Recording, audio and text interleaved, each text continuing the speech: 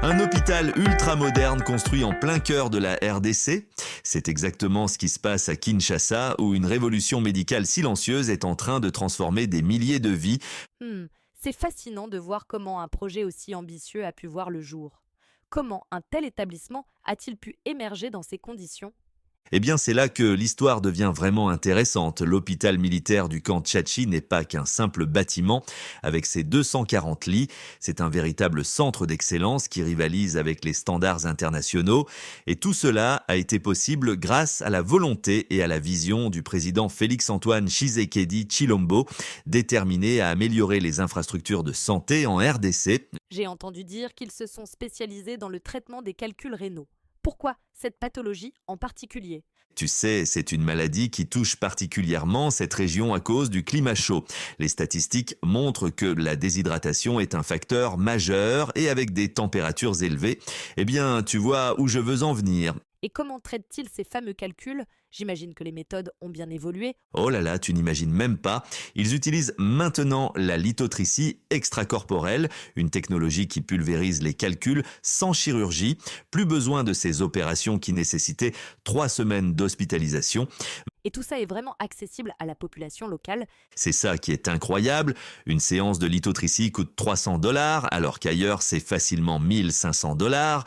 Et pour les militaires et les femmes enceintes, c'est totalement gratuit.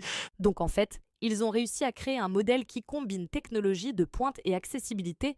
Exactement. Et ils ne s'arrêtent pas là. Leur scanner 128 barrettes, c'est l'un des plus puissants de la région, permet de détecter les calculs avec une précision chirurgicale. Mais au-delà de la technologie, j'imagine qu'ils mettent aussi l'accent sur la prévention. Bien sûr, les médecins insistent sur l'importance de boire 2 à 3 litres d'eau par jour. Ils recommandent même spécifiquement l'eau azur pour sa composition minérale équilibrée. Et puis il y a tout l'aspect alimentaire. En parlant de ça, j'ai entendu dire que notre mode de vie moderne jouait un rôle important dans l'apparition de ces calculs. Tu as raison, les études montrent que notre consommation excessive de protéines animales, de sel et même d'aliments comme le chocolat et les épinards augmente considérablement les risques. Donc finalement, ce qui était un simple hôpital est devenu un symbole d'espoir pour toute une région. Tu sais quoi, c'est exactement ça, et la vraie réussite, c'est d'avoir prouvé qu'avec de la volonté et des investissements appropriés, l'Afrique peut développer des centres médicaux d'excellence qui n'ont rien à envier aux établissements occidentaux. Une belle leçon d'optimisme et de détermination.